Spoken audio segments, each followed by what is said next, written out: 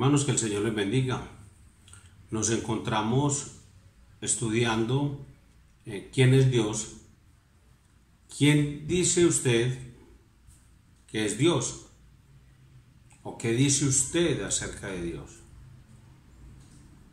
Hemos hablado de algunas definiciones y conceptos bíblicos acerca de Dios, pero también vimos características de cada una de las personas de la Trinidad. Cuando decimos de cada una de las personas, no fue que tomamos al Hijo, al Padre y al Espíritu Santo por separado y dijimos, estas son las de este, las de este, las de este. No, sino que antes dijimos todo lo contrario.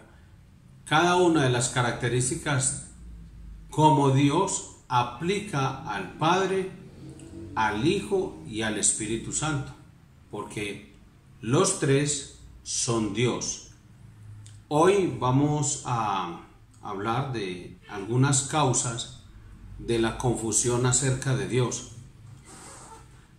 Vamos a mirar los principales 7 puntos de vista del mundo acerca de Dios, pero primero vayamos al Señor en oración.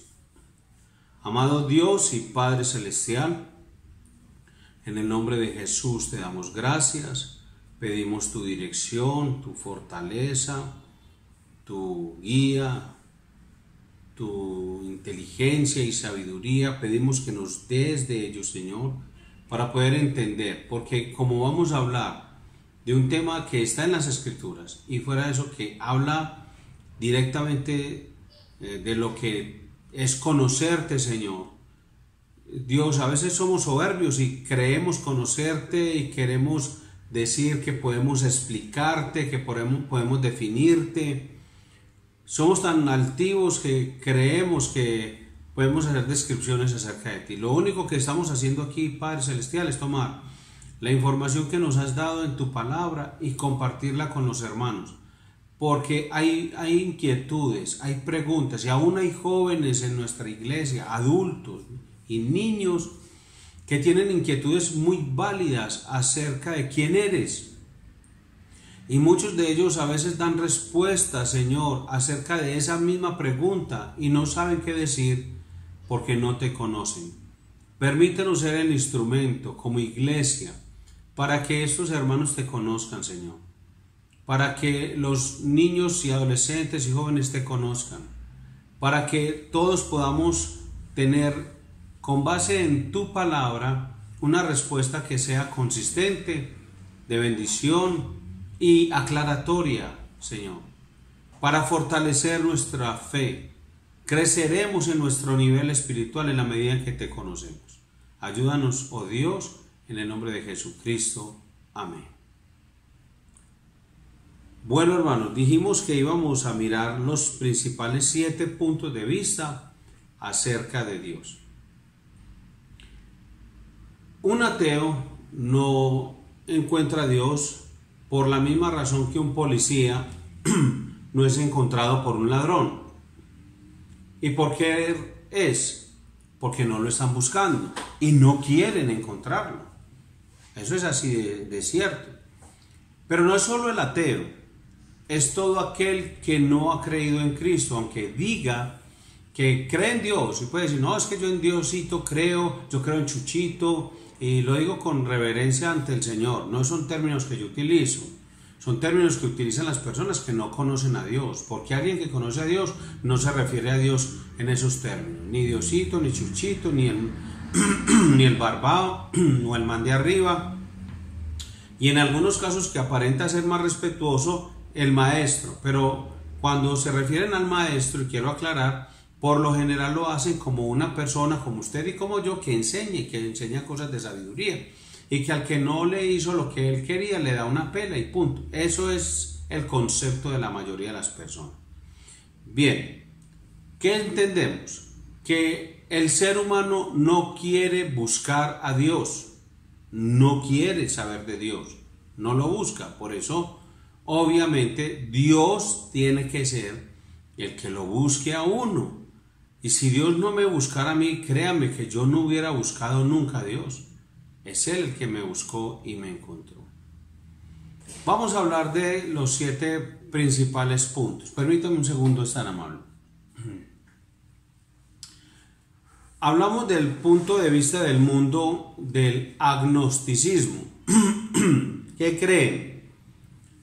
Los agnósticos creen que no es posible saber si existe Dios. No es posible. O sea, ellos no están diciendo Dios no existe, pero tampoco es posible decir si existe. Eso parece como algo muy bueno, pero pues como algo no tan ofensivo ni tan agresivo, pero realmente lo que ha hecho mucho daño en los jóvenes hoy en día. Dicen, no, pero es que si no hay una prueba o una evidencia, usted sabe que el que quiere apartarse de Dios, no quiere saber nada de Dios, siempre va a buscar una excusa. ¿Quiénes son los proponentes de esta forma de pensamiento, esta doctrina o enseñanza? Thomas Huxley y William Spencer. Ellos dicen, no sé si hay un Dios. Con base en esa frase que ellos han dicho, está la creencia que no es posible saber si existe Dios. Hablemos de otro punto principal acerca de Dios, que el mundo dice. Es el ateísmo. ¿Qué es lo que cree el ateísmo?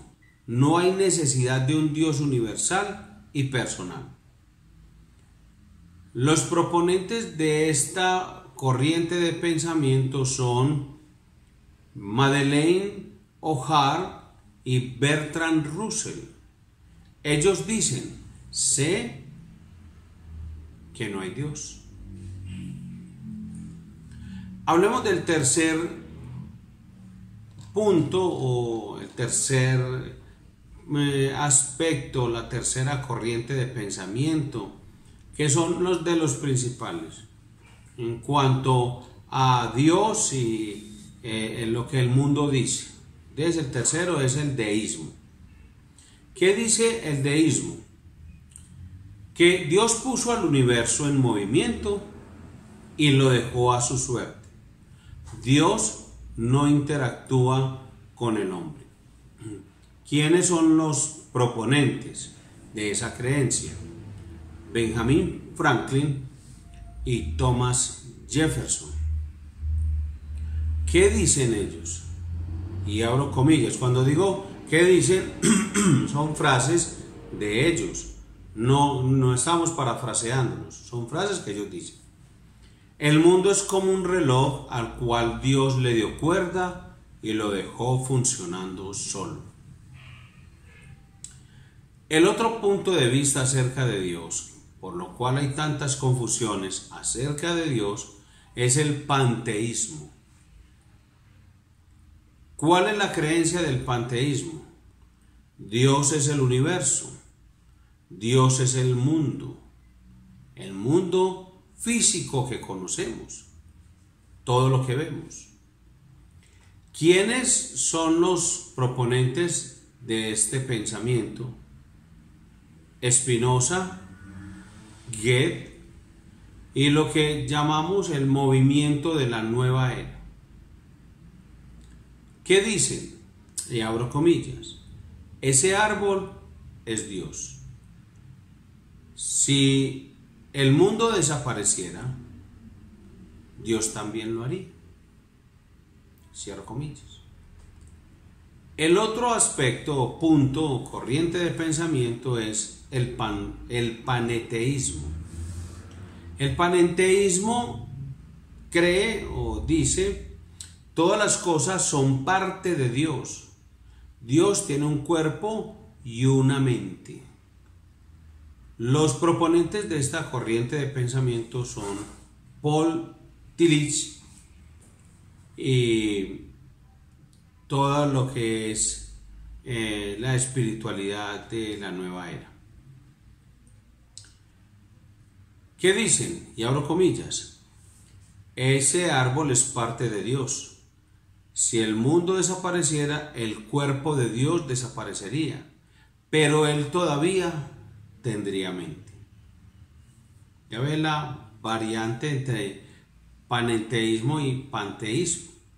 Bien, hablemos del teísmo. El teísmo, la creencia es, existe un solo Dios, Él creó el universo y podemos conocerlo. Entre los proponentes de esta corriente de pensamiento está el teísmo trinitario, el judaísmo, el islamismo y el unitarianismo, que dicen, abro comillas, ese árbol fue creado por Dios y Él lo sustenta. Si el mundo desapareciera, Dios permanecería intacto. Ese es el teísmo. Y hablemos del politeísmo, que es el último. Existen dioses, esa es la creencia. Muchos dioses. ¿Quiénes son los proponentes de esta corriente de pensamiento? El hinduismo contemporáneo. ¿Qué dicen? Abro comillas. Ese árbol fue creado por el dios del bosque. La lluvia proviene del dios de la lluvia. Y así sucesivamente. ¿Cuál es la raíz del problema para tanta confusión acerca de Dios y para que existan tantos puntos acerca de Dios, puntos de vista? Es que la creencia falsa es, abro comillas, no estoy dispuesto a rendir mi voluntad a un Dios personal porque no tengo evidencia tangible de que existe. El Salmo 14:1, Dios en su palabra ya lo había mencionado, o sea que este tipo de creencia falsa no es moderna, no es nueva. Es lo que Satanás ha venido inculcando en la mente de los hombres desde la antigüedad. Y dice el necio en su corazón, no hay Dios, se han corrompido, hacen obras abominables, no hay quien haga el bien, dice Salmo 14:1. ¿Cuál es la creencia correcta entonces, hermano? Dios en tres personas se ha revelado de manera adecuada a través de su creación y su palabra, tal como lo presenta el Espíritu Santo. O sea que soy responsable de mis relaciones y de mis decisiones, de mis reacciones, de mis pensamientos, de cada una de mis palabras, de todo lo que yo hago a la luz de lo que conozco de Dios. La Biblia dice en Romanos 1, 19 y 20, Dios me hace responsable y a todos los seres humanos, a cada criatura desde Adán. Porque lo que de Dios se conoce les es manifiesto, pues Dios se lo manifestó. Porque las cosas invisibles de Él, su eterno poder y deidad, se hacen claramente visibles desde la creación del mundo, siendo entendidas por medio de las cosas hechas, de modo que no tienen excusa. Romanos 1, 19 y 20. Entonces ya vemos que la causa de la confusión de las personas acerca de Dios es, primero, el hombre no quiere saber nada acerca de Dios y dice como un argumento con apariencia de sabio y con lenguaje de sabiduría o de pseudo sabiduría, y dice, no hay Dios. Pero la Biblia nos dice que ese no hay Dios se manifiesta en que el hombre, como dice Romanos 1:19, el hombre, a pesar de conocer a Dios, porque Dios se les manifestó, o Dios ha manifestado su evidencia de su existencia y que es el creador, el hombre dice, no, eso no es suficiente para mí. Entonces, eso es lo que ha generado confusión en el hombre.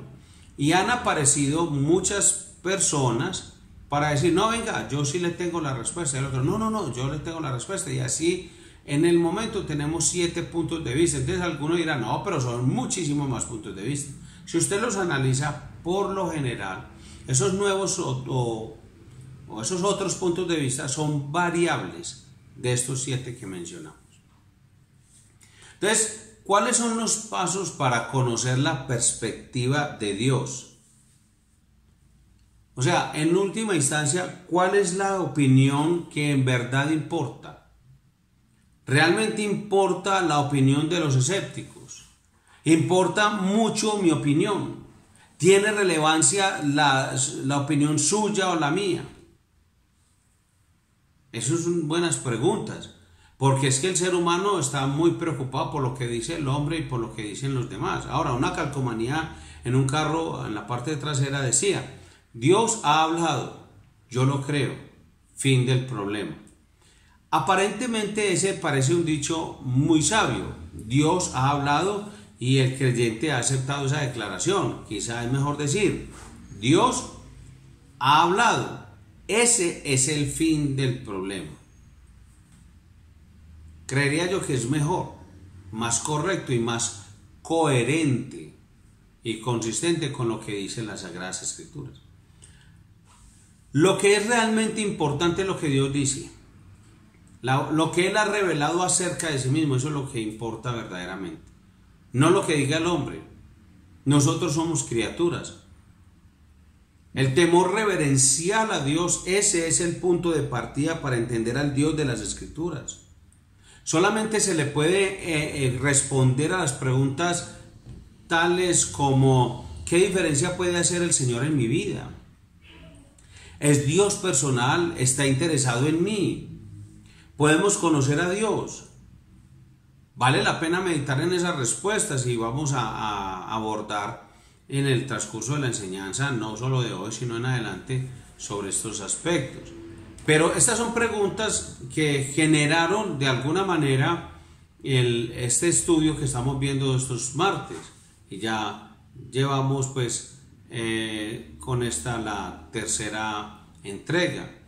Porque personas que asistiendo a la iglesia hacían este tipo de preguntas, y en algunos casos uno dice: listo, bueno, son personas que simplemente están buscando la manera de escaparse para no volver a la iglesia, pero no todos los casos son así. Hay personas honestas que en realidad quieren conocer a Dios y quieren saber las respuestas.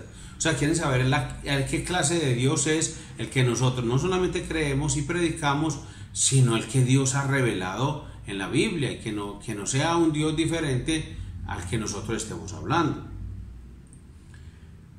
Le invito, hermano, a que lean Deuteronomio 4:39, donde vamos a aprender. ¿Qué tal si hace el ejercicio esta semana y memoriza el versículo?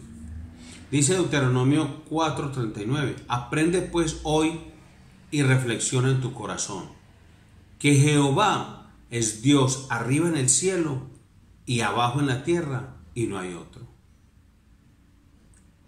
Lo leo nuevamente y usted hace el ejercicio en su casa de memorizarlo, y se va a dedicar esta semanita para que la próxima vez que nos encontremos en una enseñanza usted ya se lo sabe.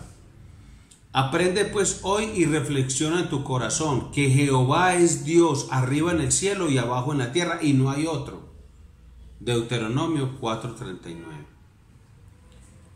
Te invito también a que leas y medites y hagas el ejercicio. Hermano, te hemos enviado por el grupo de WhatsApp de la iglesia métodos de estudio bíblico que te ayudarían muchísimo a profundizar en tu estudio de la palabra de Dios, y crecerías en tu nivel espiritual. Uno es 30 días para estudiar un libro de la Biblia, ya se lo enviamos. Y el otro es, acompañando a este primero, el de los colores que utilizan las hermanas en su escuela de damas. Este de los colores lo podrías utilizar también en el estudio del texto que te voy a dar, Juan capítulo 14.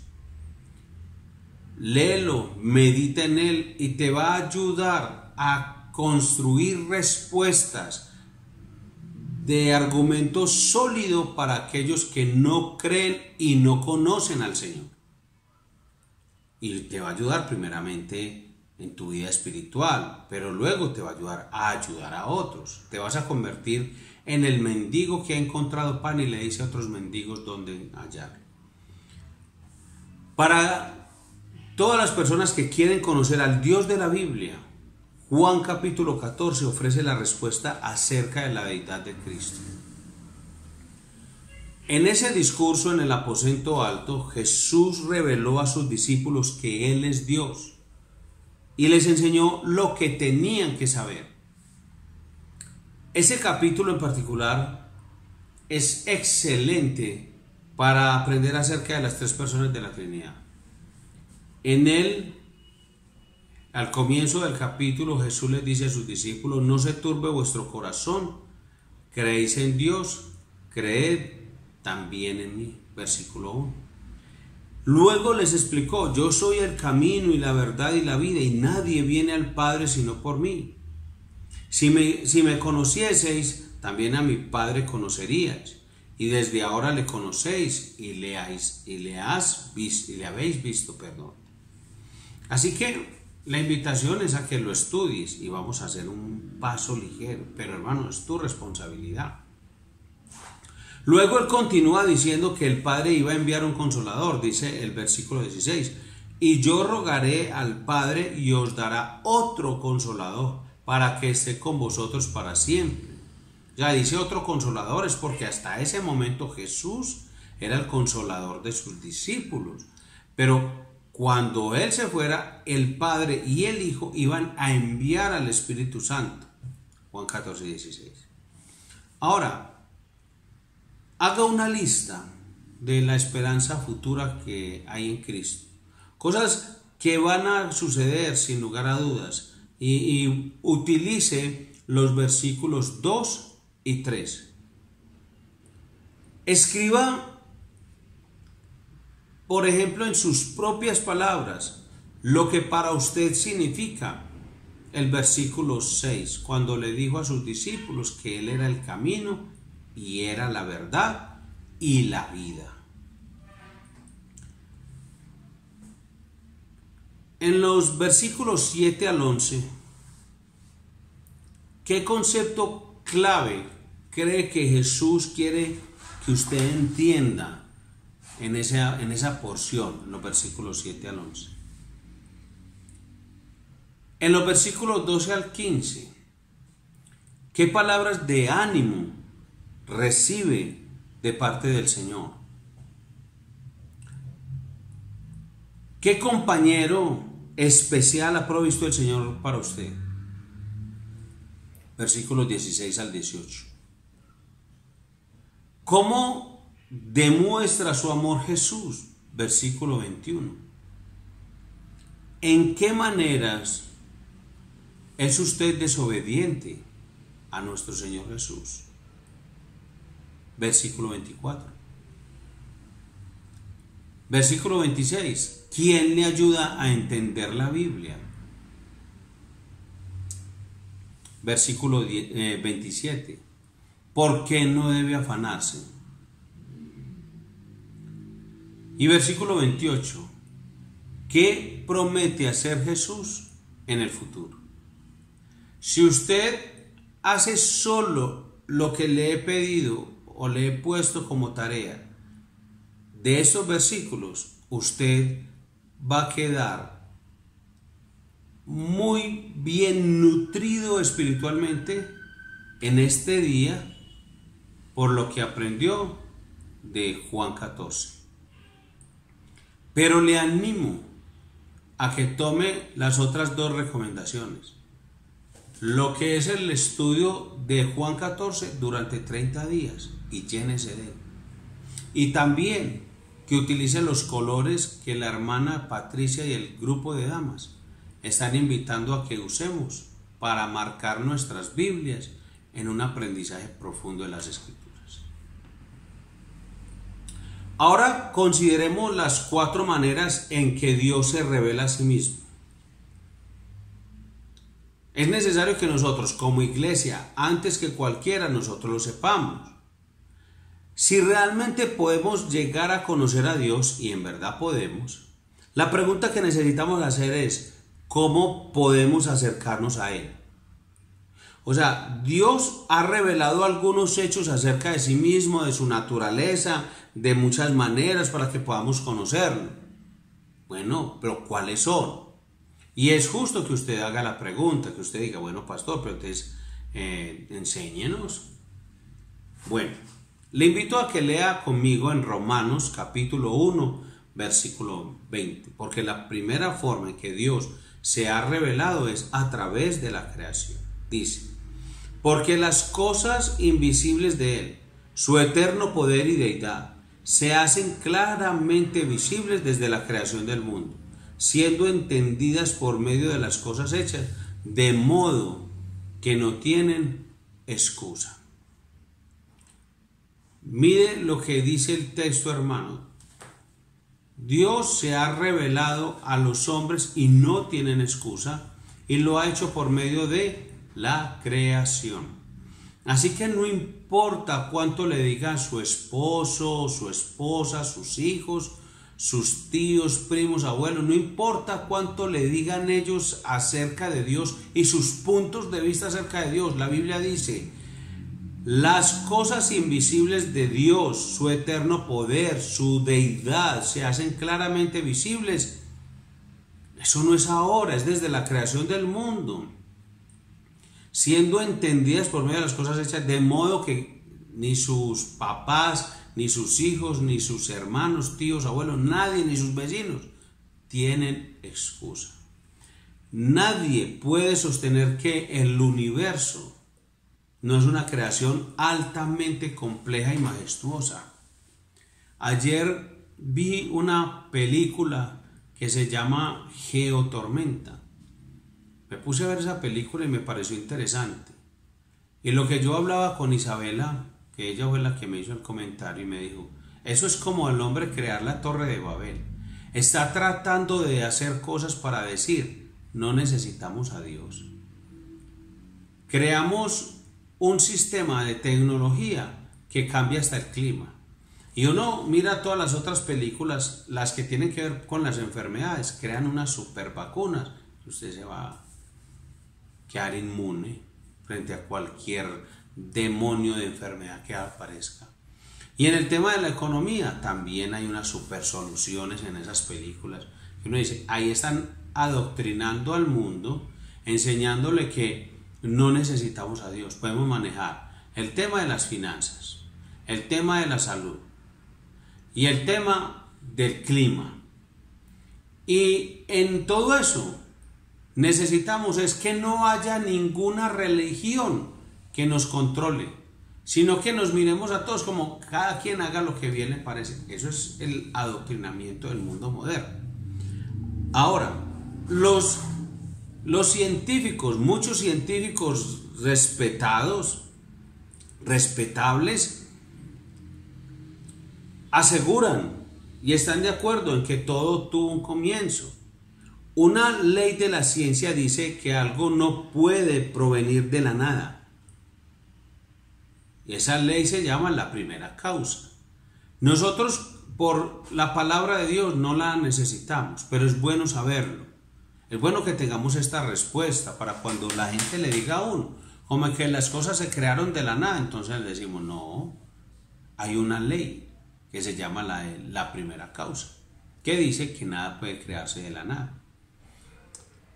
¿Será posible que tan minuciosa perfección iba a ser consecuencia de una enorme explosión, o que llegó a existir como resultado de un plan cuidadosamente diseñado por un Dios que es infinito?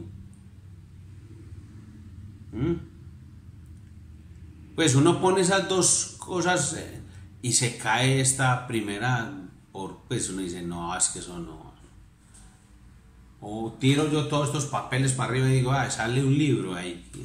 Pues es que es como unas cosas tan ridículas. Necesito uno más fe para creer eso que la fe que ya tenemos nosotros en Cristo Jesús. Ahora, como les decía en una enseñanza un domingo, en el programa de la historia, el canal de la historia, hay un programa destinado a hablar de unos alienígenas viejitos.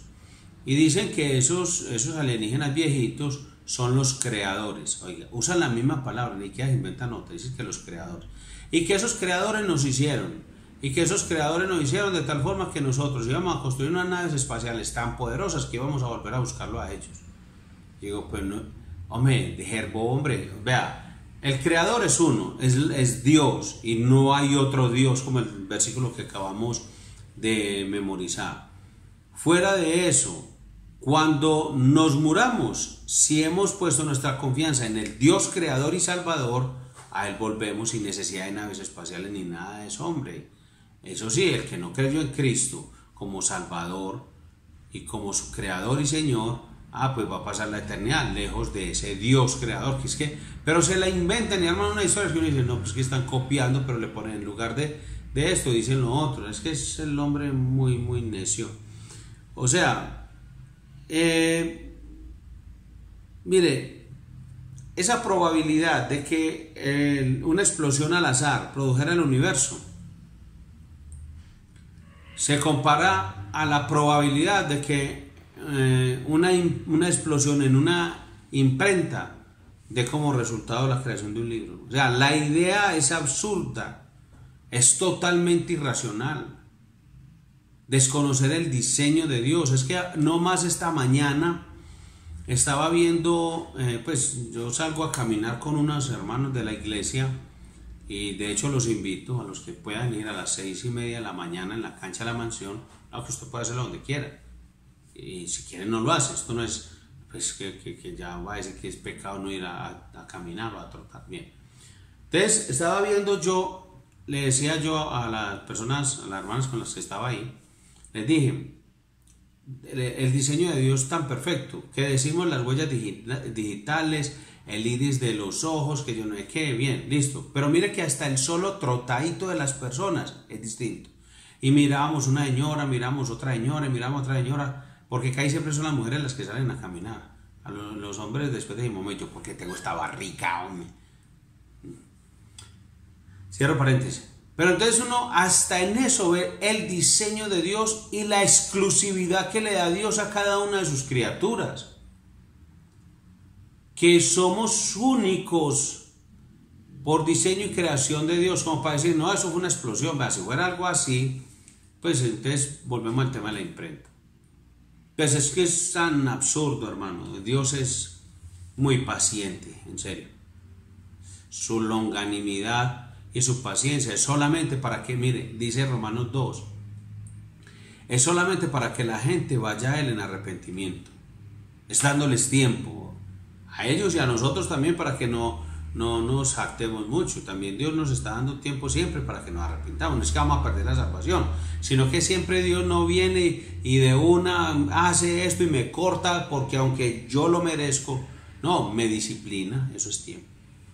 Bien, en Job 38 el autor discutió con Dios buscando respuestas acerca del mundo que lo rodeaba, como tanta injusticia y tanta cosa, y él tan bueno. Y Dios le respondió, mire, le responde acerca de la formación del mundo. Le dice en el capítulo 38, versículos 4 al 6, ¿dónde estabas tú cuando yo fundaba la tierra? Házmelo saber si tienes inteligencia. ¿Quién ordenó sus medidas si lo sabes? ¿O quién extendió sobre ella cordel? ¿Sobre qué están fundadas sus bases? ¿O quién puso su piedra angular? Job 38, 4 al 6. Y acerca de la grandeza del universo, ¿sacarás tú a su tiempo las constelaciones de los cielos o guiarás a la osa mayor con sus hijos? Job 38, 32. Es que Dios responde de una forma que uno dice, no, es que Job, pues, o sea, un hombre muy íntegro, pues, pero que sí salió más bravo, pues, que... ¿Cómo se atreve? Pero es parte también de nuestra necesidad de ceguera espiritual. Bueno, pero Dios responde y la respuesta es para nosotros hoy. Mire, acerca del equilibrio entre la tierra y el agua, dice, ¿quién encerró con puertas el mar cuando se derramaba saliéndose de su seno? Cuando puse yo nubes por vestidura suya y por su faja oscuridad, y establecí sobre él mi decreto, le puse puertas y cerrojo y dije, hasta aquí llegarás y no pasarás adelante, y ahí parará el orgullo de tus olas. Job 38, 8 al 11. Si leyeran este texto, los que hicieron la película 2012, que salió en el 2012, Entonces, que por ejemplo la gente le dijera, vea, no vaya a ver esa película, la película es una mentira, porque es que mire lo que dice Job 38, 8 al 11. Me diría, ah, sí. Porque mucha gente está pensando que era cierto, y ahí dicen, y mucha gente que enseña, no, el calentamiento global, el cambio climático, es una farsa. Ustedes sabían que es una mentira, pues yo me imagino que yo sabía. O realmente están utilizando historias y lecturas falsas del clima. Es como un alcalde que conocemos que es muy cercano, porque creo que es como de esta ciudad y todo, con pinturita dijo, en una exposición dijo, vea, no, hay mucho smog, hay mucha contaminación. Entonces alguien le dijo, venga, don señor, y en este tiempo que hay cuarentena y siguen las mismas marcas de contaminaciones, ¿por qué? No, es que es el residuo. Entonces alguien dijo sabiamente, le dijo, lo que pasa es que usted está usando el sistema equivocado de medición.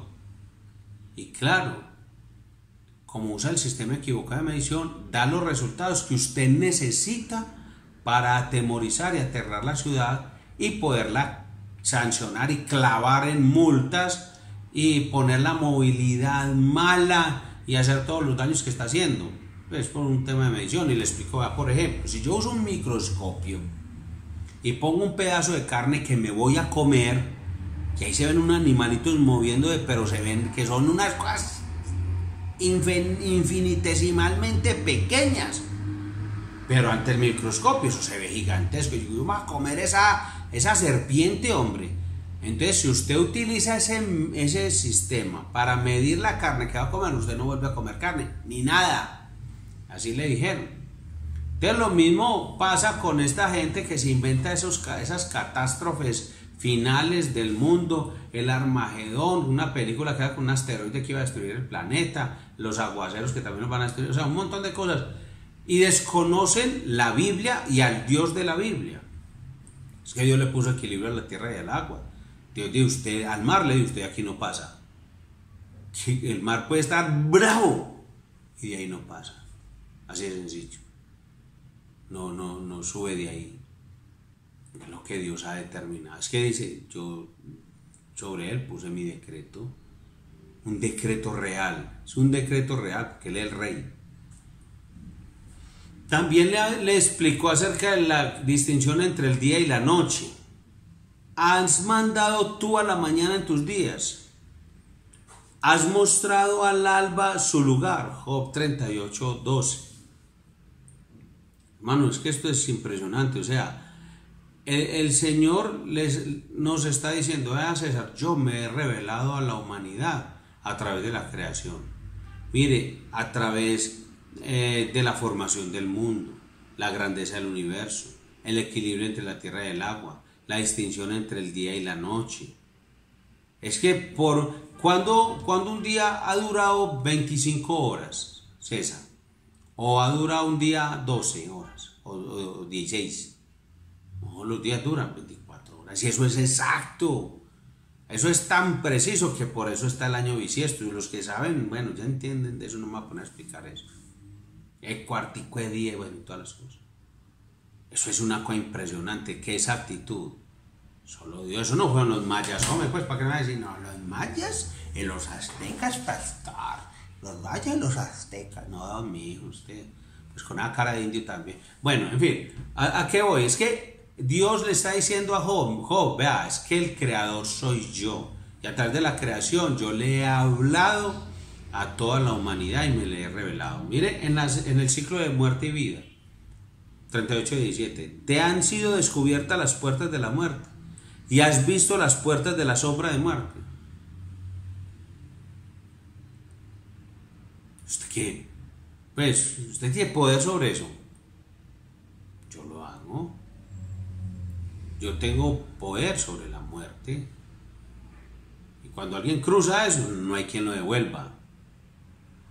Las estaciones del clima. Job 38, 22 al 25 dice: ¿Has entrado tú en los tesoros de la nieve? ¿O has visto los tesoros del granizo? que tengo reservados para el tiempo de angustia, para el día de la guerra y de la batalla. ¿Por qué camino se reparte la luz y se esparce el viento solano sobre la tierra? ¿Quién repartió conducto al turbión y camino a los relámpagos y truenos?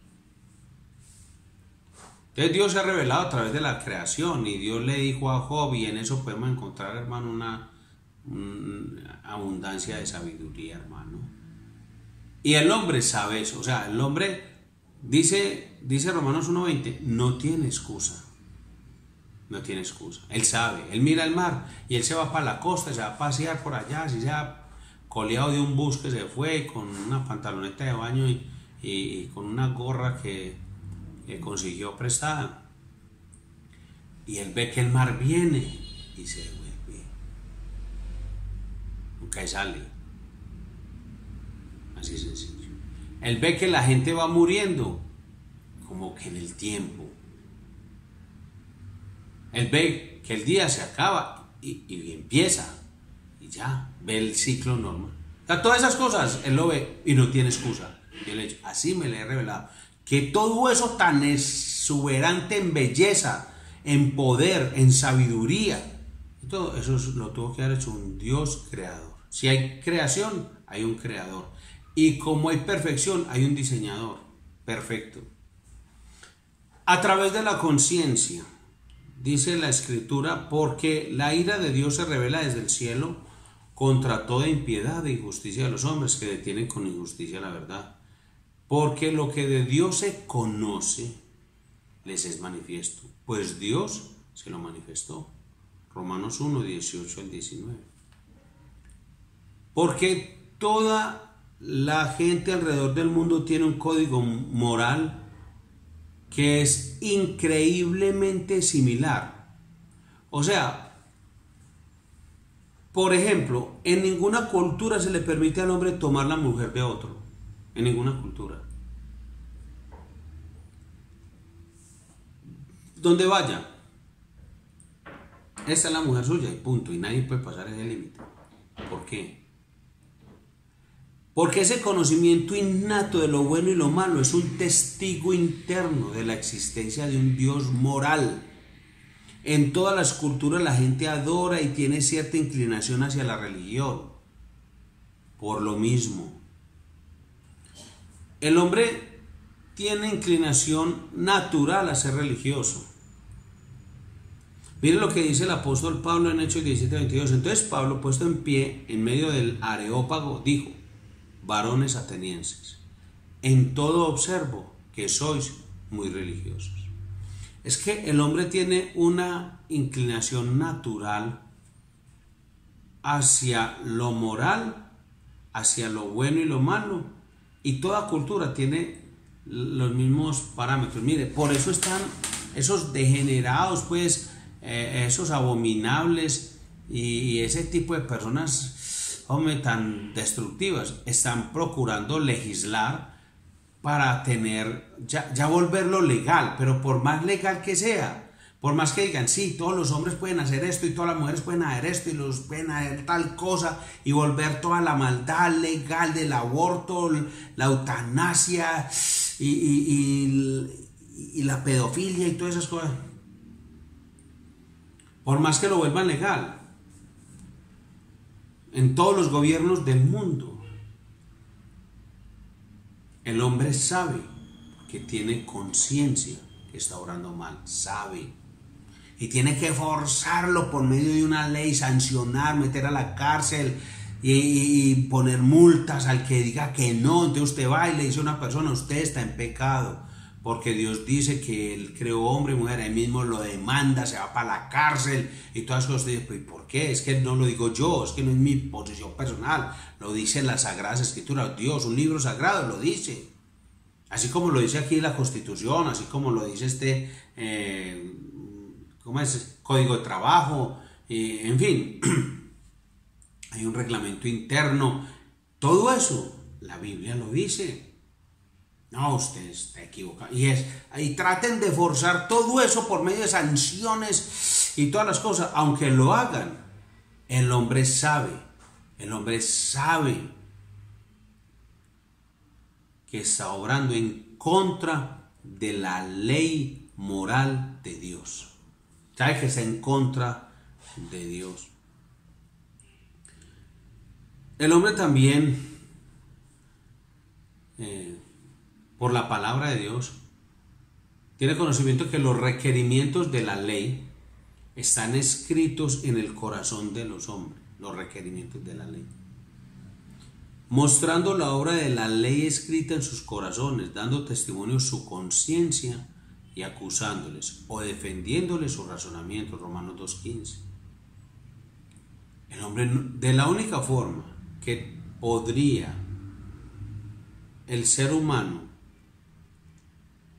dejar todo esto, tendría que ver que se arrancara el ser, o sea, que se volviera, como dicen clínicamente, un vegetal. Porque un vegetal ya es una plantica. Usted ha visto una planta con malas intenciones, pues en Jumanji, buenas películas así, pero el resto es una planta, no es una persona.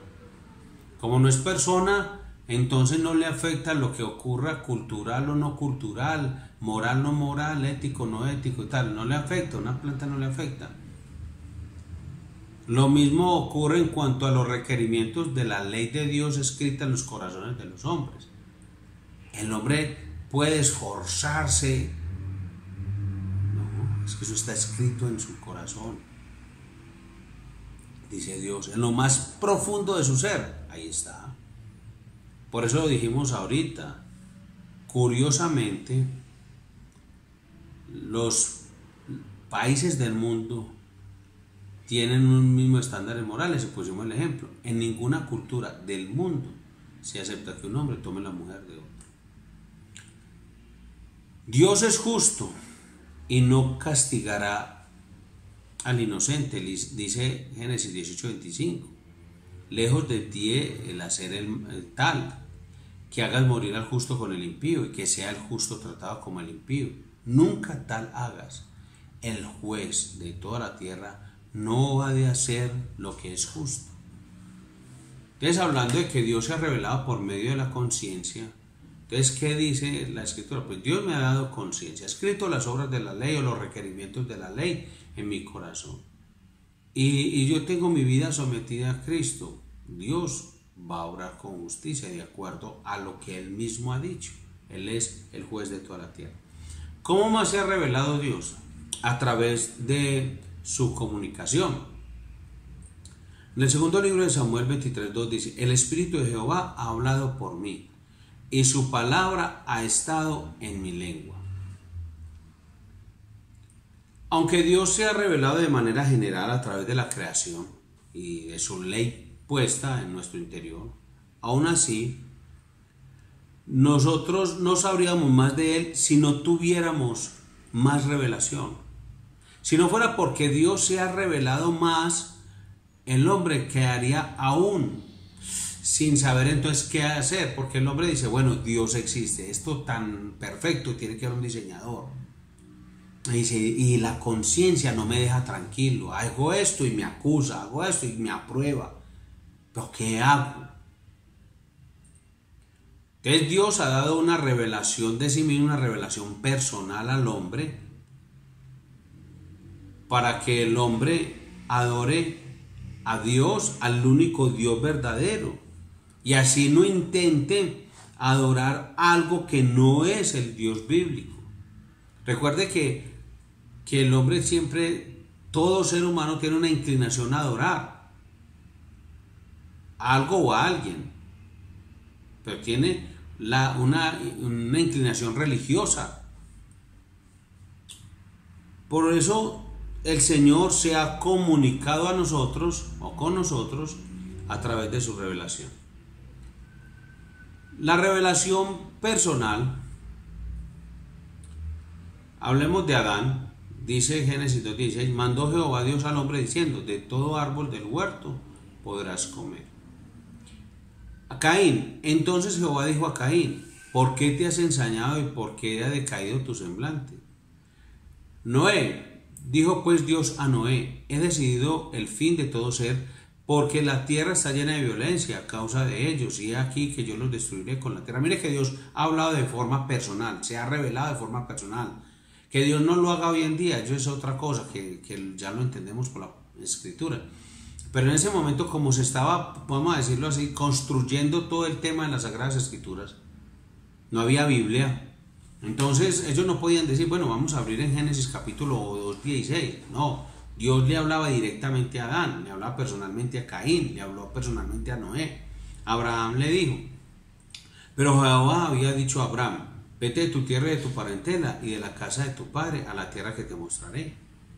Génesis 12:1. Y a Pablo dice, cayendo en tierra oyó una voz que le decía, Saulo, Saulo, ¿por qué me persigues? Él dijo, ¿quién eres, Señor? Y le dijo, yo soy Jesús a quien tú persigues. Dura cosa te es dar coces contra el aguijón. Él, temblando y temeroso, dijo, Señor, ¿qué quieres que yo haga? Y el Señor le dijo, levántate, entra en la ciudad y se te dirá lo que debes hacer. Hechos 9:4-6. Mire, el Señor hablando de forma personal, una revelación personal. Juan, leemos en Apocalipsis 1:1, la revelación de Jesucristo que Dios le dio para manifestar a su siervo las cosas que deben suceder pronto, y la declaró enviándola por medio de su ángel a su siervo Juan. Entonces vemos que Dios se ha comunicado con los hombres. ¿Por qué razón? Porque es que el hombre no podía quedarse solamente con una conciencia acusadora con base en la ley y ver la creación y decir, sí, hay un diseñador, un creador, pero queda faltando entonces cómo saber, cómo tener un conocimiento de Dios de tal forma que yo pueda tener una relación personal con Él. Y Dios se ha revelado, y vemos aquí, y es lo que tenemos en las Escrituras. Ahora, Dios nos ha dejado la Biblia. También se ha revelado a los hombres, se ha dado a conocer para que tengamos una relación con Él, y ha dejado las Sagradas Escrituras. La revelación profética dice, 2 Pedro 1:21, porque nunca la profecía fue traída por voluntad humana, sino que los santos hombres de Dios hablaron siendo inspirados por el Espíritu Santo. Está hablando de la Biblia. O sea, que lo que hay en las Escrituras, que aunque fueron escritas por santos hombres de Dios, nunca fue traída por voluntad humana. No es que dijo Pedro, yo que escribiera, hombre.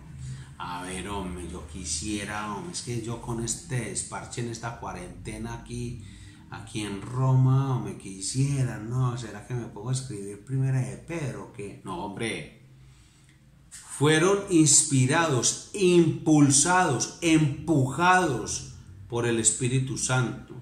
La palabra que se utiliza aquí de inspirados es como el viento que sopla la vela y hace mover el barco. Es la misma palabra, la misma figura se utiliza aquí para inspirados en 2 de Pedro 1:21.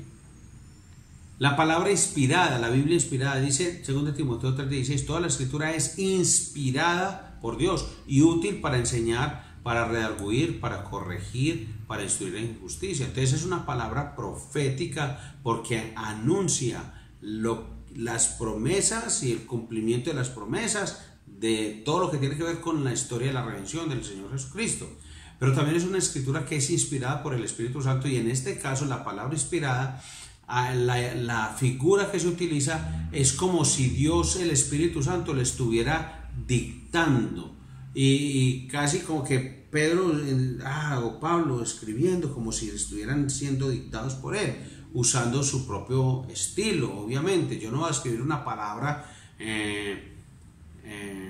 por ejemplo, usted no me va a ir a hablar, no, me encuentro circunspecto y nefelibato. Usted va a decir, ¿qué es eso? Mesera nunca habla así. Voy a predicar la palabra de Dios usando mi estilo, mi forma de hablar, las palabras que conozco, y lo mismo pasó con ellos. Entonces ellos escribían como inspirados. Y estas profecías y esta palabra inspirada también denota como que el Espíritu Santo sopló sobre ellas, dándole poder y autoridad a esas palabras para transformarnos a nosotros hoy, porque es poder de Dios por medio de las Sagradas Escrituras. Ahora, la Biblia llena de propósito también. Dice Isaías 55:11, así será mi palabra que sale de mi boca, no volverá a mí vacía, sino que hará lo que yo quiero y será prosperada en aquello para que la envíe. O sea, va a cumplir el propósito la palabra. Por eso Hebreos dice que la palabra es eficaz, es eficaz. ¿Qué significa eso, hermano? Es que la palabra, cuando es como un remedio. Entonces yo aquí tengo un remedio. Entonces me dice, ve, me mandaron este remedio. Como es de bueno, pero vos seguís enfermo, César. Ah, es que no me lo tomo. Entonces el remedio sí, es eficaz. Porque si me lo tomo, me alivia. Pero si no me lo tomo, me enfermo, mantengo enfermo, hasta me muero. Entonces lo que me está diciendo el remedio, al ser eficaz, está diciendo, por cualquier lado es una respuesta de la eficacia del medicamento. Entonces el médico va a decir, hombre César, es que con razón estás tan mal, porque si uno te toma el remedio. O me diría, César, por eso estás tan bien, porque te estás tomando el remedio. Así de sencillo. La palabra de Dios es, claro, vos pusiste tu confianza en todo lo que dice la Biblia acerca de Dios. Listo, sos salvo. Vos no pusiste confianza en todo lo que dice la Biblia acerca de Dios. Listo, sos condenado. Punto. Por eso es eficaz, porque está llena de propósito. Es inerrante la Biblia, o sea, la revelación de Dios a través de la Biblia es inerrante. Dice la Escritura en Proverbios 35, toda la palabra de Dios es limpia. Él es escudo a los que en Él esperan. Claro, es limpia. No hay un solo error en las Sagradas Escrituras, ni uno solo. Y eso es lo que enloquece a los científicos contradictores de la palabra de Dios. Pero hay científicos, aunque no cristianos, pero no son contradictores, afirman y dicen, no, ese libro no tiene error. Pero nosotros lo sabemos, es porque Dios mismo lo ha dicho acerca de su revelación. Él dice, César, es que lo que yo me he revelado a vos, puedes tener toda la confianza, porque toda la palabra que yo he dicho ahí es limpia, no hay ningún error. Además es suficiente, como dice 2 Timoteo 3:17, a fin de que el hombre de Dios sea perfecto, enteramente preparado para toda buena obra. Lo que Dios dice es, esta palabra, esta revelación de Dios me va a hacer crecer en mi nivel espiritual de vida, me va a ayudar a madurar. Cuando dice que el hombre de Dios sea perfecto, no está diciendo impecable, está diciendo perfecto, y la palabra perfección es completo, es un hombre maduro, y la palabra de Dios hace eso en mí. Eso es lo que hace la revelación de Dios. Por eso cuando dijimos, no, usted no se puede quedar con solamente el conocimiento acerca de Dios y la conciencia, que eso es lo que hace la mayoría de los seres humanos. Y por eso, aunque algunos no digan, no hay Dios, no, hay unos que dicen, sí hay Dios, pero no, el Chuchito, el maestro y tal cosa, y con una cerveza en la mano, tomando guaro, y siendo infieles a sus esposas, diciendo vulgaridades, y cometiendo cosas atroces, abusando de niños, siendo unos degenerados, todo eso. Y dicen, pero existe Dios, claro. Entonces, ¿qué ha ocurrido? Dios dice, no, es que yo me les he revelado para que el hombre tenga una relación correcta conmigo y no esté adorando a un Dios falso. Por eso toda esa gente adora a un Dios falso. Pero el que adora al Dios verdadero tiene una relación con Dios de acuerdo a lo que estamos viendo de cómo se ha revelado Él por medio de las Escrituras, que es suficiente. Un hombre que ha puesto su confianza en Jesús va madurando en su fe. Además es infalible. La ley de Jehová es perfecta, que convierte el alma. El testimonio de Jehová es fiel, que hace sabio al sencillo. Salmo 19, 7. Es infalible. Es perfecta y convierte el alma, por eso es. El testimonio de Jehová es fiel y hace sabio el sencillo. También se ha revelado Dios a través de Jesucristo. En Juan 1, del 1 al 14, nosotros podemos leer, en el principio era el verbo, Cristo Jesús, y el verbo era con Dios, y el verbo era Dios. Este era en el principio con Dios. Todas las cosas por Él fueron hechas, y sin Él nada de lo que ha sido hecho fue hecho. En Él estaba la vida, y la vida era la luz de los hombres. La luz en las tinieblas resplandece, y las tinieblas no prevalecieron contra ella. Hubo un hombre enviado de Dios, el cual se llamaba Juan. Este vino por testimonio para que diese testimonio de la luz, a fin de que todos creyesen por él. No era él la luz, sino para que diese testimonio de la luz. Aquella luz verdadera que alumbra a todo hombre venía a este mundo. En el mundo estaba y el mundo por él fue hecho, pero el mundo no le conoció. A lo suyo vino y los suyos no le recibieron. Mas a todos los que le recibieron, a los que creen en su nombre, les dio potestad de ser hechos hijos de Dios, los cuales no son engendrados de sangre, ni de voluntad de carne, ni de voluntad de varón, sino de Dios. Y aquel Verbo fue hecho carne, y habitó entre nosotros y vimos su gloria, gloria como del unigénito del Padre, lleno de gracia y de verdad. Leímos Juan 1, del 1 al 14. Dios se ha revelado por medio de su Hijo Jesucristo. Es lo que dice Juan 8:19. Conocer a Jesús el Hijo es conocer a Dios el Padre. Conocer al Hijo de Dios es conocer a Dios el Padre. Así es. Respondió Jesús: ni a mí me conocéis, ni a mi Padre. Si a mí me conocieseis, también a mi Padre conoceríais. Juan 8:19. Entonces Dios se ha revelado, entonces, por medio del Hijo. Y cuando alguien conoce a Jesús, conoce al Padre. Entonces, si usted pudiera decir, bueno, yo quiero conocer cómo es el Padre Dios, en su carácter, en sus prioridades, está Jesús. Jesús es la manifestación, la expresión exacta del Padre. Así es. Creer en Jesús, el Hijo de Dios, es creer en Dios el Padre. Juan 12:44, Jesús clamó y dijo: el que cree en mí, no cree en mí, sino en el que me envió. Ver a Jesús, el Hijo de Dios, es ver a Dios el Padre. El que me ha visto a mí, ha visto al Padre. ¿Cómo pues dices tú, muéstranos al Padre? Juan 14:9. Recibir a Jesús, el Hijo de Dios, es recibir a Dios el Padre. El que recibe en mi nombre a un niño como a este me recibe a mí. Y el que a mí me recibe no me recibe a mí, sino al que me envió. Marcos 9:37. Entonces estos textos no solamente, iba a hacer un paréntesis, nos enseñan acerca de la revelación de Dios por medio del Hijo. También, hermano, para todos aquellos que a veces los confunden cuando se reúnen con los unicitarios, los unitarios, pentecostales unidos, como quieras llamarlo. Porque ellos no se van a ir a buscar a nadie por allá en la calle, no se van a ir, ellos no evangelizan.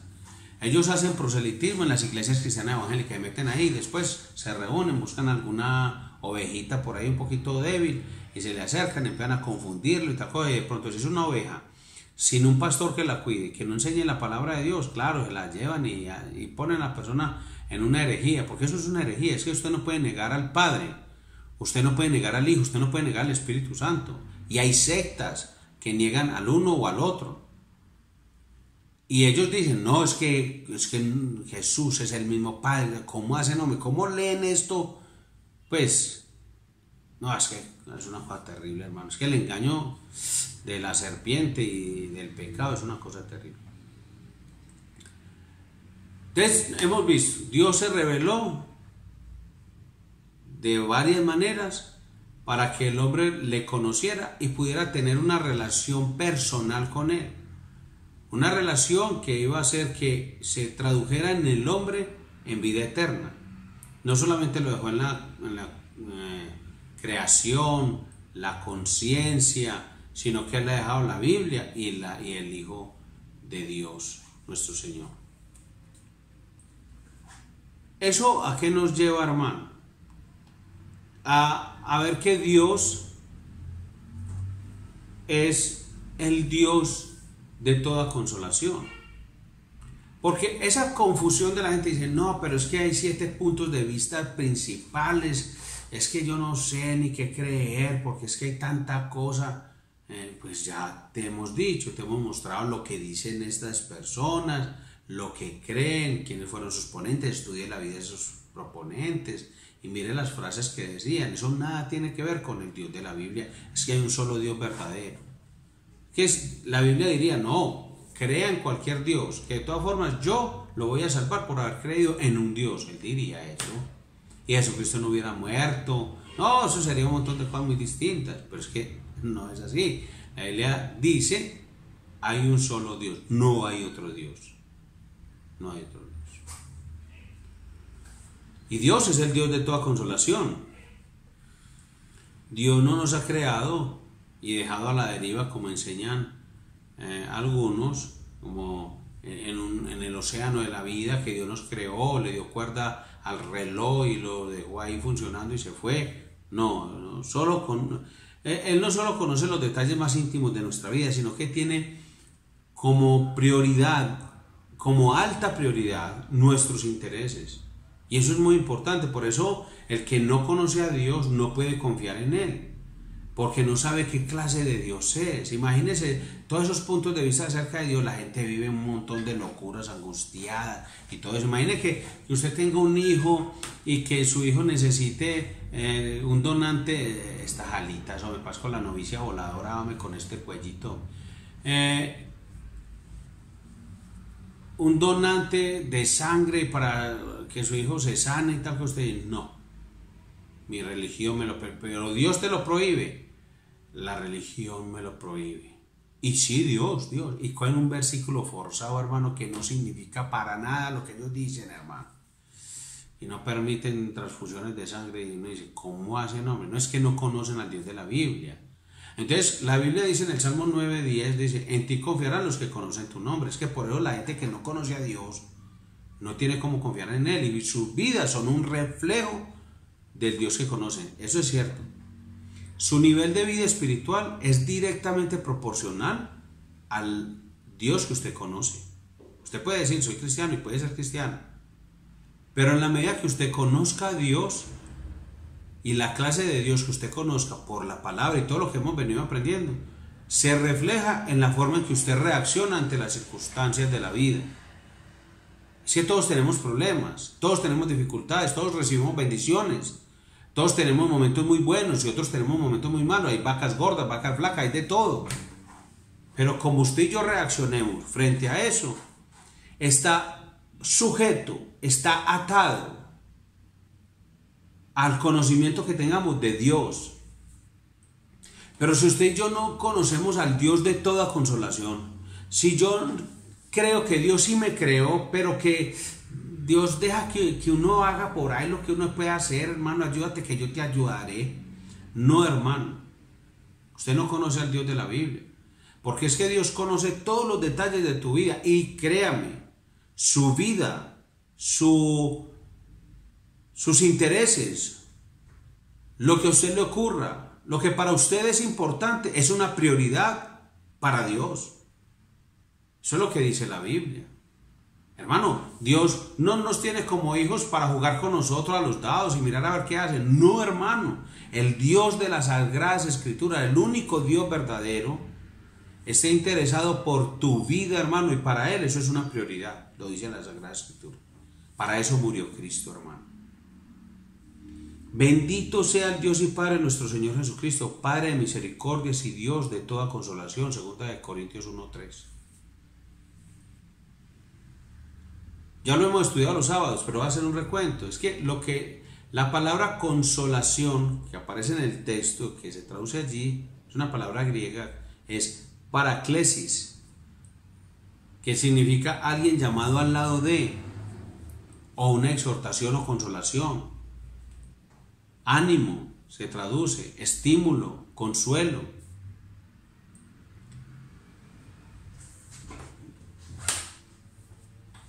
Dele gracias a Dios, hermano, al Dios de toda consolación. Dígale, Dios, te doy gracias porque tú cuidas de mí con compasión. Ore así, hermano. Mire lo que dice la Biblia. Ha hecho memorables sus maravillas. Clemente y misericordioso es Jehová. Salmo 111:4. Ore así, hermano. Gracias a Dios porque cuidas de mí de forma compasiva. Porque ofreces fortalecerme cuando estoy débil. Todo lo puedo en Cristo que me fortalece. Filipenses 4:13. Porque suples todas mis necesidades. Mire la palabra, necesidades. Y hago un paréntesis. Estoy diciendo, ore al Dios de toda consolación, al Dios que usted ya conoce. Miren, cuando hablamos de necesidades, bíblicamente, porque es el pensamiento bíblico, no de los hombres. ¿El pensamiento bíblico cuál es? El Señor Jesucristo lo enseñó en Mateo. Pablo también lo dijo en Timoteo 6, primero. Y dice, las necesidades son lo que cubre y lo que nutre. Eso es lo que necesitamos nosotros. Lo que cubre, ¿qué es? Su ropa y su techo. Y lo que nutre es la comida. Entonces, usted dice, no, pero es que yo no tengo un techo de bomboní. No tengo ropa de bomboní. Mi comida no es bomboní. Entonces usted va a ser un desagradecido. Y con toda seguridad un irreverente delante de Dios. Porque va a creer que esa es la bendición. No, mi hermano. La bendición es que Dios suple todas nuestras necesidades. Son techo, abrigo y comida. Y no de marca, bomboní. No, Dios lo nutre y lo deja abrigado. A eso se ha comprometido Dios. Si en eso Dios le da cosas bomboní, bueno, que sean bomboní. No es que le esté haciendo publicidad bomboní, sino que es un término que yo utilizo siempre como para hacer un sarcasmo contra eso. Porque hay gente que no vive si no es de marca. No, pero lo que pasa es que no hay nada como lo nuevo, no hay nada como la marca. No, hermano, eso es pecado, hermano, es pecado. Usted le está enseñando a las otras personas eso, hermano, usted está pecando. Porque usted los está torciendo, lo está mandando por un camino que no es. El camino, ¿sabe cuál es? Dele gracias a Dios. Dios, gracias porque suples todas mis necesidades. Como dice Filipenses 4:19, mi Dios puede suplir a todo lo que os falta conforme a sus riquezas en Cristo Jesús. Las necesidades, hermano. No le enseñe a sus hijos a ser unos materialistas y consumistas, hermano. Si Dios les da, listo, pero siempre recuérdele, Dios quiso que yo tuviera estas pastillas de esta marca, pero pueden haber otras de menos marca, ¿y qué importa? Pero es Dios se ha comprometido a sostenerme a mí, en lo que nutre y en lo que cubre. También dele gracias a Dios, dígale, Señor, te doy gracias porque borraste mis pecados y no tienes memoria de ellos. Porque seré propicio a sus injusticias y nunca más me acordaré de sus pecados y de sus iniquidades. Hebreos 8:12. Eso es orar al Dios de toda consolación, al Dios que conocemos, al Dios de la Biblia. Pero es que si usted no conoce a ese Dios, hermano, ¿qué va a orarle a Dios así? Va a estar pidiéndole lo que no es. Señor, te doy gracias porque ofreces esperanza para mi futuro. Tu palabra dice en Jeremías 29:11, porque yo sé los pensamientos que tengo acerca de vosotros, dice Jehová, pensamientos de paz y no de mal, para daros el fin que esperáis. Miren, hermano, es que hay esperanza para el futuro. ¿En dónde está? En la promesa de Dios. Es que Dios lo ha dicho, pero si usted ni lee la Biblia, hermano, no, es que uno con esta aburrición que va a leer Biblia. No, es que, hermano, en serio, la iglesia tiene que despertar, que el Señor reforme, renueve y restaure y reconstruya su iglesia para que volvamos a la palabra y a la oración y a la gratitud y a la adoración a Dios, una adoración verdadera, hermano, arrepentimiento, confesión de pecados, hermano. Gracias, Señor, porque reafirmas tu amor por mí. Jehová se manifestó a mí hace ya mucho tiempo diciendo: con amor eterno te he amado, por tanto te prolongué mi misericordia. Jeremías 31:3. Señor, gracias, porque me confirmas que me amas. Yo no necesito que me pasen cosas o que no me pasen cosas para saber que me amas. No, me dices que me amas y es suficiente. No como ese coro que hay por ahí, que aunque es muy bonito, me dice que me ama cuando veo la luz, cuando está la luz encendida, cuando se apaga la luz, y cuando nadie me ve, y cuando todos me ven, y cuando cae la lluvia, y cuando escampó. No, es que si no es, hermano, Dios lo dice en su palabra, le dice: César, te amo, y como yo soy eterno, mi amor por vos, César, nunca se me va a acabar. Hermano, Dios me dice a mí y le dice a usted: el amor que yo tengo por vos, César, nunca me acaba. Hermano, bendito sea el Señor, hermano.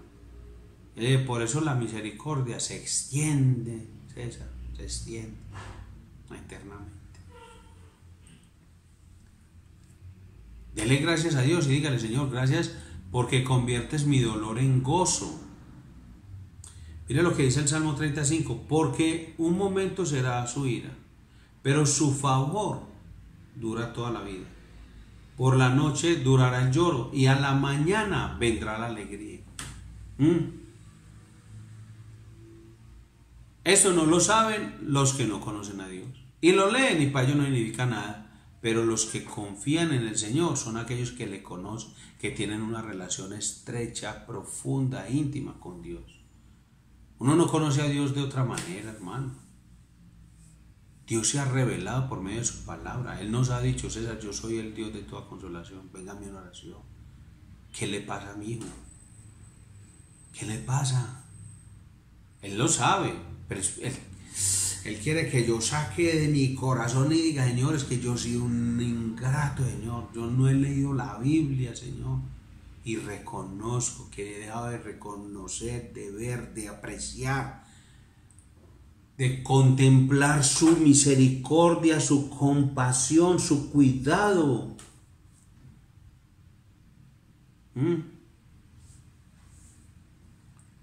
Hermano, es que piensen esto.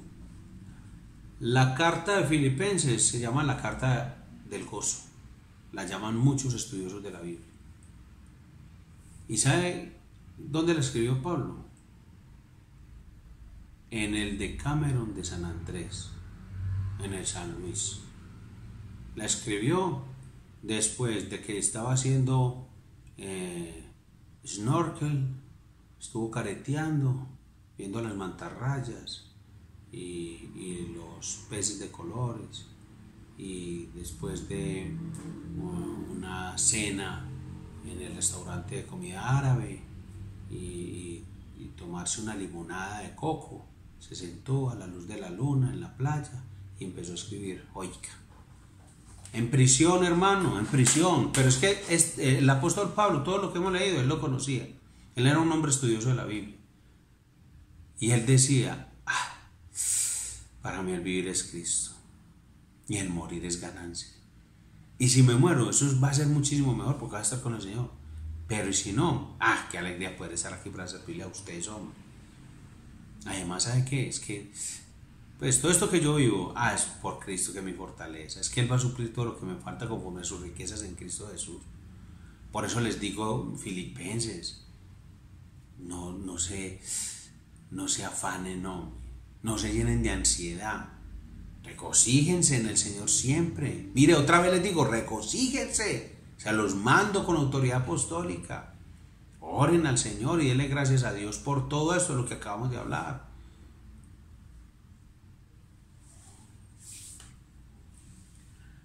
Mucha gente, hermano, vive en prisión.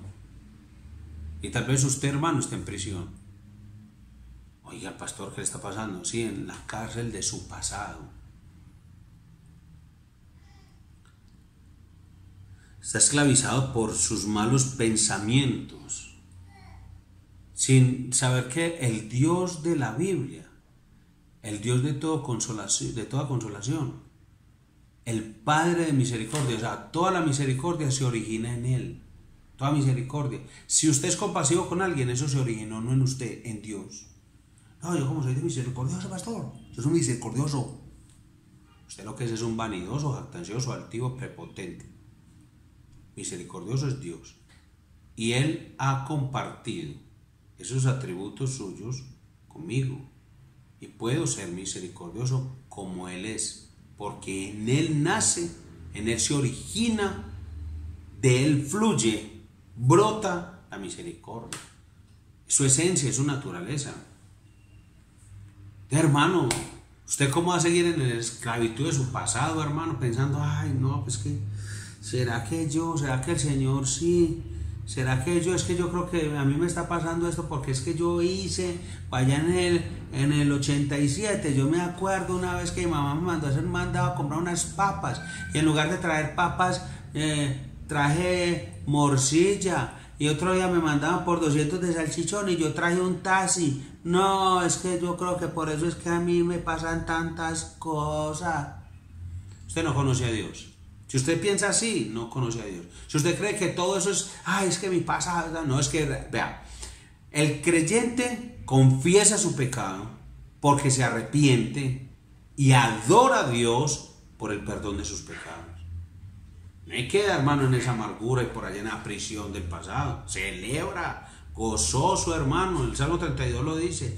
Bienaventurado el hombre aquel cuyos pecados han sido perdonados y borrados sus transgresiones. Hermano, Jesús dijo, yo soy el camino y la verdad y la vida, y nadie viene al Padre sino por mí. Juan 14:6. Una pregunta, pastor. Claro, pregunte. ¿Existen explicaciones fuera de la Biblia para la existencia de Dios? Le voy a decir, existen por lo menos 5 argumentos lógicos para probar la existencia de Dios. Y voy a ver si estos 8 minutos que me quedan de enseñanza los podemos utilizar en esto. Y si no, los voy a quedar debiendo. Lo que le quede viendo, después los pago. El primero es el argumento cosmológico. La palabra griega cosmos significa mundo. ¿Cuál es el argumento cosmológico? Que todo efecto tiene una causa. El mundo existe. Algo no puede provenir de la nada. Alguien tuvo que haber causado que el universo llegara a existir. Por ejemplo, si usted ve una pintura, necesariamente tuvo que haber existido, tuvo que haber habido, valga la redundancia, un pintor.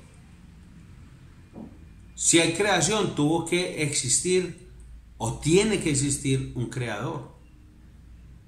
Entonces ese es el primer argumento, el argumento cosmológico. Todo efecto tiene una causa. Está el argumento teológico. La palabra teleológico. La palabra telos significa fin. Como las terminaciones de nuestras células que se llaman telómeros, que son las que nosotros tenemos precisamente un número. Por eso usted, como dice Génesis 2:17, usted se está muriendo desde que nace, porque usted tiene contados los días, pero los días no es contado por la ciencia, es contado por Dios, escrito, Él le ha puesto límite a su vida. Cierro paréntesis. Entonces el argumento teleológico dice que existe orden y diseño en el universo, desde las galaxias hasta el microbio más pequeño, lo cual significa que debe haber habido un diseñador y maestro inteligente. O sea, tiene que haber un diseñador. Por ejemplo, si hay un reloj, debemos suponer que hubo un fabricante de ese reloj. Está el argumento antropológico. La palabra griega Esperemos que ladre el perro. La palabra griega antropos significa hombre. Pero a buena hora le dio por ladrar a este. Esperemos un momentico. Que nos está gastando el tiempo de la explicación. Isa, venga, salga y mata el perro.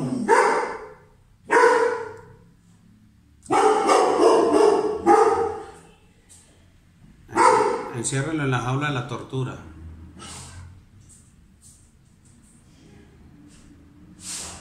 No, qué perrito este. Para eso que ladra bien duro. ¿Ah? Será por el colorcito, que es así bulloso, palachoso, ruidoso. No, no que ladre en tono de reggaetón. Bien. De la palabra griega antropos significa hombre. El hombre es más que un ser físico.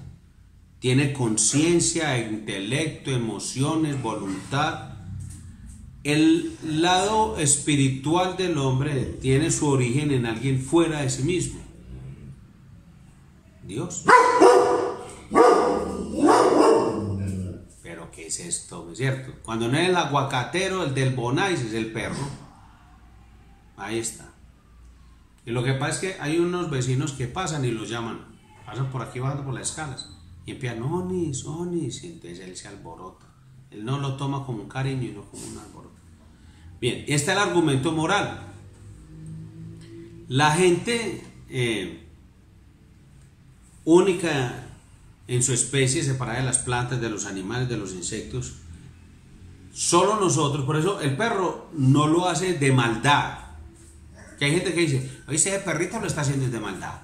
Yo lo veo como que el perrito tiene como la maldad. No, eso no es de maldad.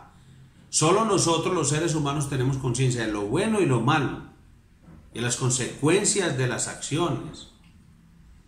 Cada cultura tiene, desde la más primitiva hasta la más adelantada, tiene un sistema de justicia moral. Por ejemplo, como decíamos ahora al comienzo, decíamos que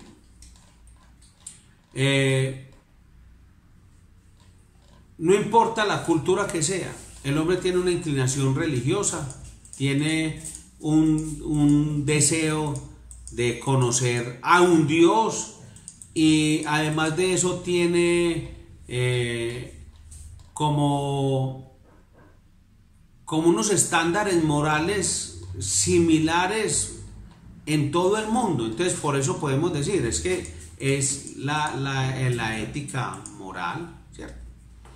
La ética que el hombre no va a permitir que otro se lleve su mujer, ¿cierto? Es eso. Espera un momentico, yo pongo esto ahorita. Bueno, vamos a continuar a ver si nos deja aquí el amigo Onyx.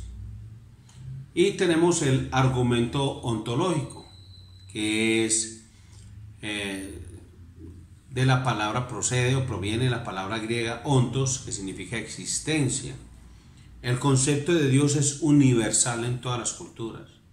Dios debe haber colocado esa idea dentro del hombre, porque en todas las culturas está la idea de Dios. Está bien que no hablamos del que todos digan, no, es que es el Dios y Padre nuestro Señor Jesucristo, pero es la idea de Dios. Es una pregunta para finalizar. ¿Es verdad entonces Dios dirige el universo? Sí. Si Él no fuera soberano para dirigir el universo, entonces no sería Dios. Dice la Escritura, tuya es, oh Jehová, la magnificencia y el poder, la gloria y la victoria y el honor, porque todas las cosas que están en los cielos y en la tierra son tuyas. Tuyo, oh Jehová, es el reino y tú eres excelso sobre todos.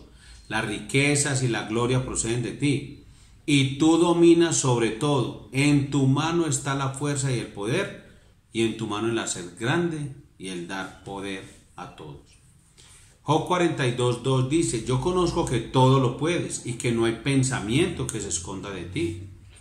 Y el Salmo 103:19 dice, Jehová estableció en los cielos su trono y su reino domina sobre todos. Por eso podemos decir que Dios gobierna todo el universo y que es todopoderoso. Nada es imposible para Dios. Dice Mateo 19:26, y mirándolo Jesús les dijo, para los hombres esto es imposible, mas para Dios todo es posible. Sin embargo, lo que sabemos es que Él nunca puede violar su propio carácter, como decir una mentira. O el argumento falso, pues que ya lo explicamos en una ocasión anterior, que es que Él no puede crear una piedra que sea más grande que Él, porque si es más grande que Él, entonces no podría. No, eso no. Dios no es hombre para que mienta, ni hijo de hombre para que se arrepienta. Él dijo y no hará, habló y no lo ejecutará. Números 23:19. Para que por dos cosas inmutables en las cuales es imposible que Dios mienta, tengamos un fortísimo consuelo los que hemos acudido para asirnos de la esperanza puesta delante de nosotros. Hebreos 6:18. Por eso, como Dios gobierna el universo y es todopoderoso, es posible que Jesús naciera de una virgen. Aunque eso es algo que parece imposible. Su concepción a través del Espíritu Santo fue un acto milagroso de parte de Dios. A través de su omnipotencia, su poder, Dios guardó a María como una virgen hasta después que Jesús nació. Dice en Mateo 1:18 y 25. El nacimiento de Jesucristo fue así. Estando desposada María, su madre, con José, antes de que se juntasen, se halló que había concebido el Espíritu Santo, pero no la conoció hasta que dio a luz a su hijo primogénito y le puso por nombre Jesús. Por eso Jesús puede ser Dios y hombre al mismo tiempo. Igual que Dios, Jesús siempre ha existido. Siempre fue totalmente Dios y aún así llegó a ser hombre, por lo que nosotros conocemos como la doctrina de la encarnación. Era necesario que fuera Dios hombre para identificarse con la humanidad y morir por los pecados de todos los hombres. Mira lo que dice Juan 1:1 y 14. En el principio era el verbo y el verbo era con Dios y el verbo era Dios. Y aquel verbo fue hecho carne y habitó entre nosotros y vimos su gloria, gloria como del unigénito del Padre, lleno de gracia y de verdad. Filipenses 2:5 al 8 dice, haya pues en vosotros este sentir que hubo también en Cristo Jesús, el cual, siendo en forma de Dios, no estimó el ser igual a Dios como cosa que aferrarse, sino que se despojó a sí mismo tomando forma de siervo, hecho semejante a los hombres, y estando en la condición de hombre, se humilló a sí mismo, haciéndose obediente hasta la muerte y muerte de cruz. Y Hebreos 4:15 dice, porque no tenemos un sumo sacerdote que no pueda compadecerse de nuestras debilidades, sino uno que fue tentado en todo, según nuestra semejanza, pero sin pecado. Ahí hay que aclarar, hermano, porque algunas personas dicen, pero es que el Dios del Antiguo Testamento y el del Nuevo Testamento son muy diferentes, porque es que el Dios del Antiguo Testamento fue muy duro, pero Jesús, el Dios hombre, que usted acaba de explicar, es tan lleno de amor. Vea, hermano o amigo, el Antiguo y el Nuevo Testamento tratan del mismo Dios. Él es misericordioso y compasivo, pero tanto en el Antiguo como en el Nuevo Testamento responsabiliza al hombre de sus pecados si no deposita su confianza en Él. En los dos testamentos hay un equilibrio entre la ira del juicio de Dios y su misericordia y gracia amorosas. El pecado de Israel recibió un terrible castigo como consecuencia de su procedencia mala, pecaminosa, errónea.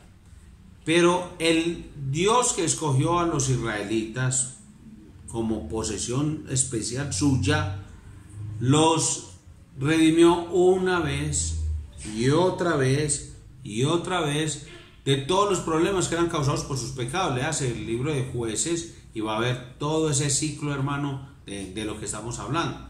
Ahora, el ministerio terrenal de Jesús mostró claramente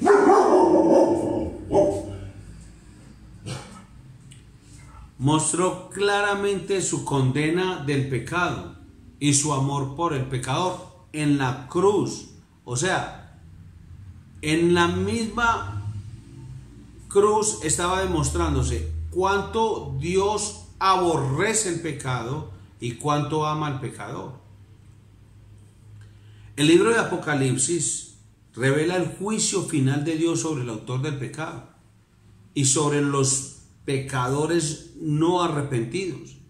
También la redención y la acogida eterna de todo aquel que decidió hacer de Jesús su Salvador y Señor. Aquel que no decidió por sus propios medios, sino que sabemos que Dios le escogió a él y Dios intervino sobrenaturalmente para que esa persona dijera: sí, Jesús, creo en ti. Dice Éxodo 34:6: y pasando Jehová por delante de él, proclamó: Jehová, Jehová, fuerte, misericordioso y piadoso, tardo para la ira y grande misericordia y verdad. Porque yo, Jehová, no cambio. Por esto, hijos de Jacob, no habéis sido consumidos. Malaquías 3:6. Y Hebreos 13:8. Jesucristo es el mismo ayer, hoy y por los siglos. Entonces, bueno, listo. Entonces, si Dios es amor, ¿por qué algunas personas dicen que debemos temerle? Acabamos de leer, pues. Debemos temer a Dios, obviamente, en el sentido de reverenciarlo, de adorarlo. Y deberías temer por tu vida si tu confianza no ha sido puesta en Cristo Jesús. Pero el temor de un cristiano es el temor reverente, el temor de adoración, el respeto que hay por Dios, por su palabra, por su obra. Reverenciarlo significa acercarse a él con respeto y admiración. Y esa capacidad de admiración y de respeto a Dios se ha perdido en la iglesia. Y tenemos que reconocerlo. Ya la gente de cualquier manera cree que está adorando a Dios. Adorarlo es reconocer su posición que le corresponde a él como creador, como cabeza de todo el universo. Entonces, la expresión práctica de nuestra adoración y de nuestra reverencia es la obediencia. A Jehová tu Dios temerás y a él solo servirás y por su nombre jurarás. Deuteronomio 6:13. Bendecid a Jehová, vosotros sus ángeles, poderosos en fortaleza que ejecutáis su palabra, obedeciendo a la voz de su precepto. Salmo 103:20. Y el Salmo 64:9 dice: entonces temerán todos los hombres y anunciarán la obra de Dios y entenderán sus hechos. Y los cristianos como de arrogantes que creen que Jesús es el único camino para llegar a Dios. O sea que ustedes son una mente cerrada. La verdad, toda verdad es cerrada y toda verdad es absoluta. Así de sencillo. Sí, somos mente cerrada porque la verdad es cerrada. Jesús, quien es Dios, declaró que Él es el único camino para llegar a Dios. Los cristianos simplemente repetimos la verdad que Jesús dijo acerca de sí mismo. Entonces, tal vez no le guste oír la verdad, pero sigue siendo la verdad. Entonces, usted me dice: no, es que yo soy de mente abierta. Mire, yo como tengo la mente abierta, ustedes son mente cerrada. Yo creo que la ley de gravedad no existe, que es una construcción social, que es una manipulación patriarcal. Por eso me voy a tirar de este edificio y les voy a demostrar a todos esos patriarcales, mentes cerradas, evangélicos, que la ley de la gravedad es solamente construcción social. Se tira y explota y se revienta en el piso. Claro, porque va contra la ley de gravedad que es una verdad y una verdad absoluta. Entonces no importa quién lo diga o qué argumentos use, la verdad es cerrada. Pero nosotros repetimos lo que Cristo dijo. Él dijo: yo soy el camino y la verdad y la vida, y nadie viene al Padre no por mí. Juan 14:6. Y por eso nosotros creemos en Jesús. Y Jesús es Dios. Y si Él murió por los pecados, pues también resucitó. Y creemos que Jesús resucitó de los muertos. Pero ¿ustedes cómo lo saben? La evidencia más convincente que quedaría en pie en una corte judicial es el testimonio de testigos oculares. Y la Biblia dice que Jesús se apareció a sus discípulos y a más de 500 personas. Y esas 500 personas, para cuando se escribió, se escribió el documento donde dice: Jesús resucitó, lo vieron Pedro, Pablo, Chucho, Jacinto y José, más estos discípulos y estas otras 495 personas. Toda esta gente lo vio. Y todos estos que lo vieron, la mayoría están vivos. Para corroborar ese testimonio. Pregúntele a ellos. Y todos lo vieron, no solamente en momentos distintos, sino en lugares distintos. Entonces todos tuvieron alucinaciones, y a estos 500 a la vez. Entonces todos estaban locos, pues. Y en cualquier corte del mundo dicen: no, esos testigos, sí, yo lo vi. Eso de allí. El hecho de saber todo acerca de Abraham Lincoln no significa que en verdad lo conocemos. De la misma manera hay una enorme diferencia entre conocer todo acerca de Dios y conocer a Dios. La única manera de conocer a Dios es teniendo una relación personal con Él. Esa relación íntima fue planificada por el Padre, propiciada por el Espíritu y provista por el Hijo Jesucristo. Nuestra responsabilidad es dejar que Jesucristo sea nuestro Señor, Salvador, Rey, gobernante. Es decir, permitirle al Señor ser el Señor de nuestros corazones y de nuestras vidas. Solamente así. Alguien puede decir: yo le puedo dar todas las respuestas que quiera, pero usted solo puede conocer a Dios por medio de Jesucristo. Y dice la Escritura en 1 Corintios 15, 5 y 6. Termino con este versículo. Soy como el pastor Fabio cuando dice: estoy terminando. Y uno dice: ay, Dios mío, ¿cuánto falta? Porque así somos. No es solo el pastor Fabio, pero es que la frase es de él. La frase no me la puedo atribuir yo, ¿no? Esa frase es del pastor Fabio. Estoy terminando, no, pero esta vez sí, ya con este versículo termino. Y que apareció a Cefas y después a los 12, después apareció a más de 500 hermanos a la vez, de los cuales muchos viven aún y otros ya duermen. Padre, gracias por revelarte, Señor, por sacudir todos esos puntos de vista de los hombres y dejarlos por el suelo, porque a nosotros, tus hijos, y al hombre debería interesarle solamente lo que tú dices, oh Dios, lo que has revelado acerca de ti mismo, no lo que digan los demás. Son simples criaturas, pero lo que está escrito en tu palabra es tu revelación. Y el mundo es testigo